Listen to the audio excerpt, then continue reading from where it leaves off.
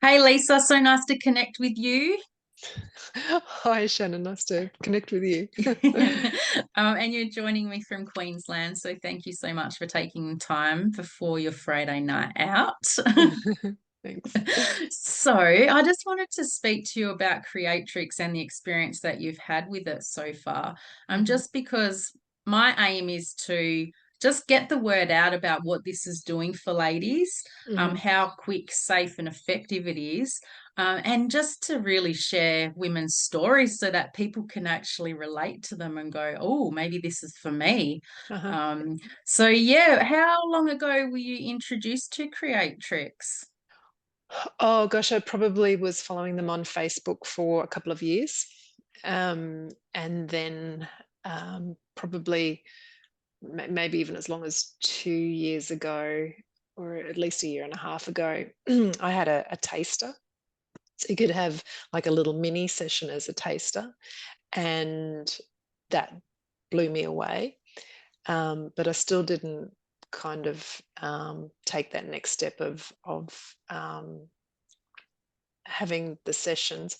I'm a social worker and have been working in mental health, and I could really, so I'm obviously very interested in anything that's got to do with personal health or mental health and so on. So what I've found, what blew me away about Creatrix was the safety that's woven into it. It's a very safe process, and as someone who works in mental health, that's a primary concern for me. Um, it wasn't until I heard Maz telling a story about working with a young girl who had anorexia and had been through all the programs, been in hospital, was very malnourished. Like um, she's traumatized, the family's traumatized. Something like anorexia just has such a huge impact on a family system and on the individuals and so on. And um, I know because I've worked in mental health, what the resources are and just the cost of it, and like the financial cost, but the cost and time of appointments and all that sort of stuff. And anyway, Maz was sharing this story about working with this girl with anorexia, and 45 minutes later, she's going, "What's for dinner, mum?" And it just blew me away. And then that was that final bit of, I don't know, push. So it was like, okay, no, I'm doing this. So I signed up to do the facilitator training, not just be a client. And yeah, so I did the training last December, late last year. Yeah. Yeah, Mm. fantastic. And what were some of the things that you worked on yourself through the training that had a massive impact for you? Um, I don't know. It's a funny thing with Creatrix, you don't even remember. I was But going to ask you that. Do you even remember? yeah, the things I do remember was that I actually did some work around Maz, because Maz is completely out there and brash and bold and unashamedly, so she should be. But I found that really like in working in mental health and social work, everyone's very professional and buttoned up and not like that, not like Maz. So Yep. I actually did some work around Maz and the pink. I found the pink really triggering as well.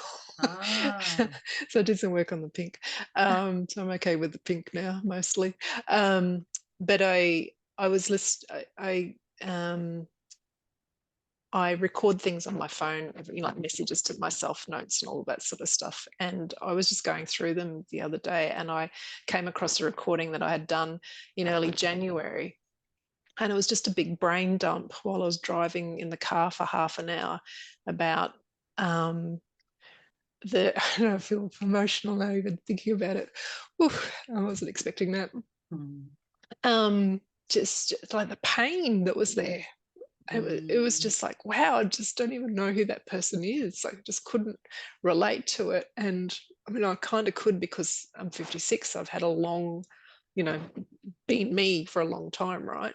Mm. Um, but just all the anxiety that I used to sit with every single day, and the worrying about what people think, and being afraid to do something, being afraid to take a step, or taking a step and feeling anxious and worried about rejection. And it's not even like I went through every day thinking all of those things, because it was just my normal.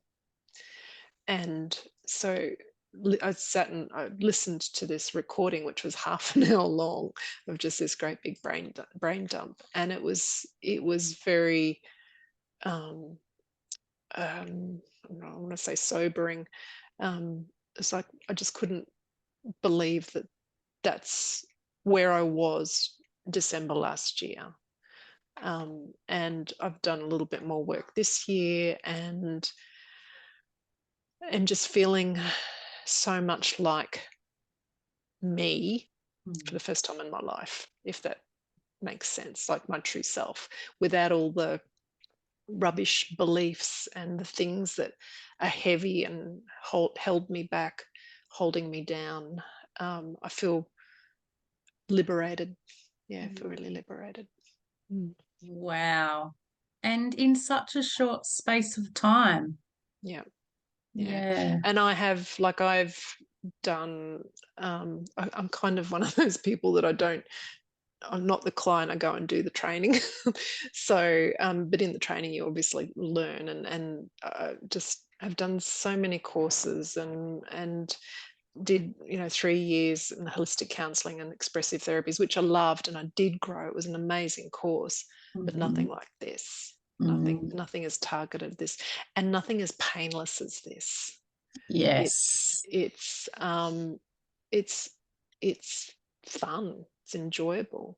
It's safe, like I said, and um, it's fast. And they're not. It's not like you get pumped up and you feel really good for a couple of days and then you come down. It just sticks. It holds, and Mm. it's a shift. Yeah, it's a big shift. Mm. Mm. And you just feel so much lighter and more comfortable with who you are. That's what I've experienced. Yeah, yeah, absolutely. Much more self-acceptance. I I was a beauty therapist for 26 years. I had a salon for 12 years, and I used to have massive anxiety about putting my A frame out on the road, because I felt ashamed of being a beauty therapist. I I don't know, there was something about being seen, and Mm. the A frame, I guess, representing me. Even though I had a salon, it was a lovely salon, and I had great clients, and it was a good business.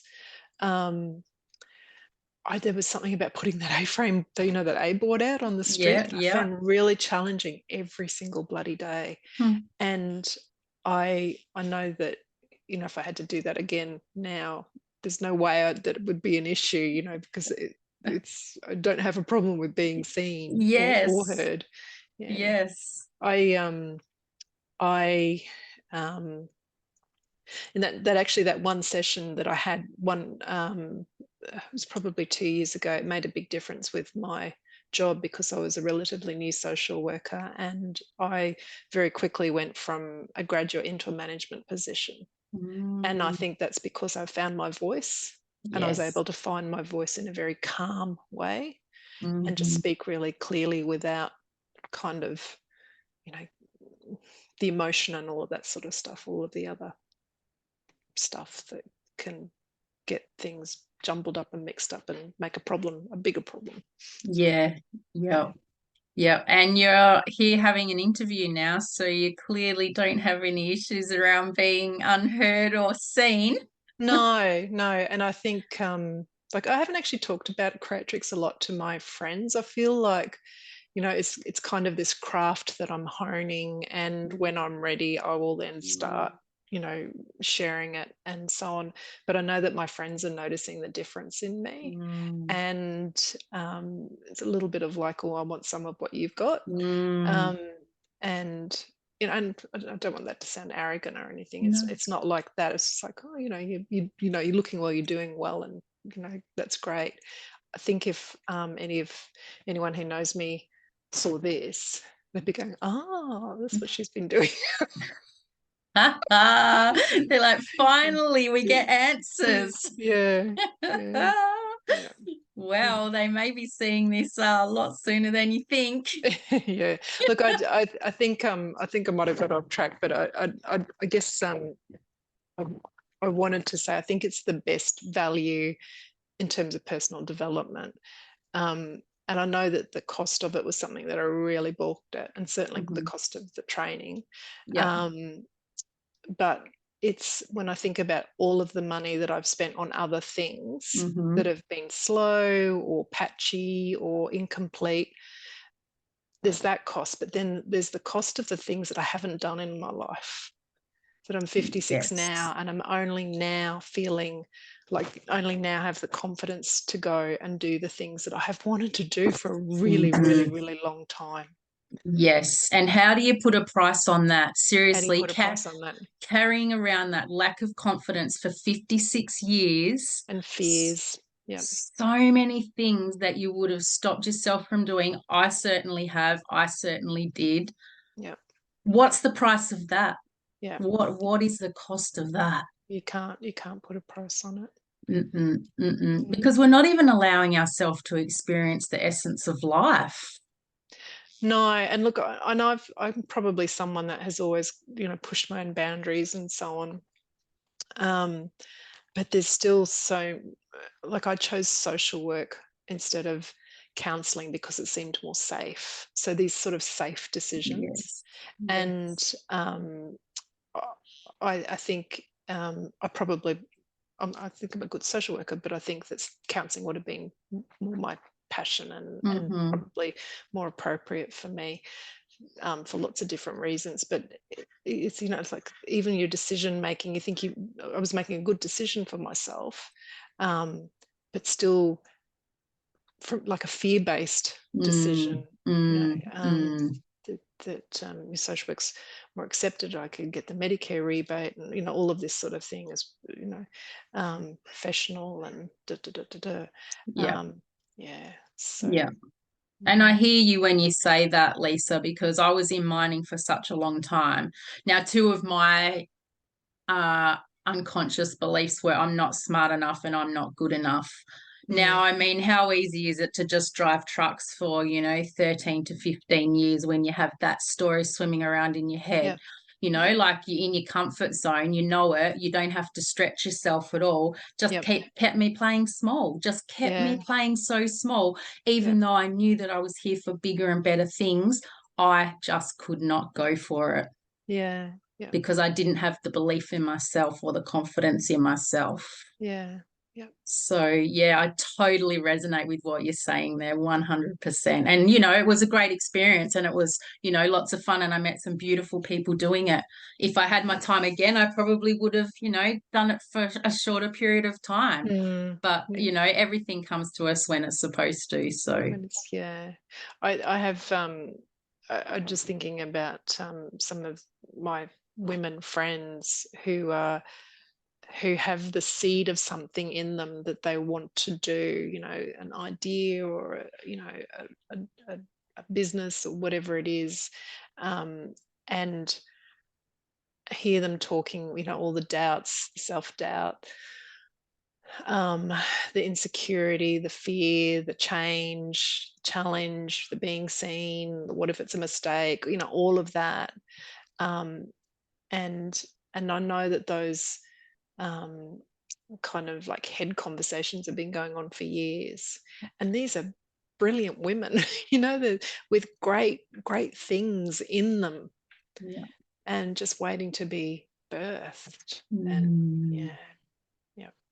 Well, I hope that they have the courage to birth it one day because the world needs it. The world needs to hear it, and the world needs to Yeah, see them and their beautiful creativity. yeah, absolutely. Yeah. Yeah. So, if you had a couple of words to say to ladies out there that Hmm. are considering doing this, what would you say to them? Um, um, Put you on the spot. no, I'm just laughing because I quickly just look, the things that come to my mind is like, just do it, Nike, and you're worth it. Is that Burley or something? I don't know, or Nivea. Um, those tropes.